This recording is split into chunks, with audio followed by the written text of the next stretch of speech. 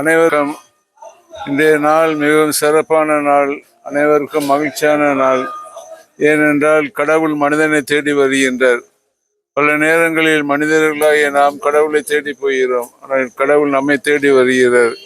எதை காட்டுகிறது என்றால் கடவுள் ஒவ்வொரு மனிதனையும் அன்பு செய்கின்றார் என்பதை தான் காட்டுகின்றது. அன்று வானதூதர்கள் இடையருக்கு நற்செய்தி சொன்னார்கள். உங்களுக்கெல்லாம் மாபெரும் நற்செய்தி அறிவிக்கின்றேன், நமக்காக மீட்பர் பிறந்திருக்கிறார் என்று சொன்னார். பிறந்திருக்கிற இயேசு ஒரு ஒரு குறிப்பிட்ட மக்களுக்கு உரியவர் அல்ல, எல்லா மக்களுக்கும் உரியவர். எல்லா மக்களும் கடவுளின் சொந்த பிள்ளைகள்.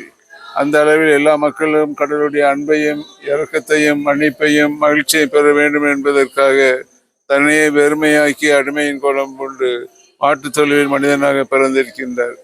இது எதை காட்டுகிறது என்றால் நாமும் பிறருக்காக வாழ வேண்டும் என்பதுதான். ஹாப்பி கிறிஸ்மஸ் என்று சொல்லுகின்றோம், மகிழ்ச்சியான கிறிஸ்மஸ். அந்த மகிழ்ச்சியான கிறிஸ்மஸ் எங்கே இருக்கிறது?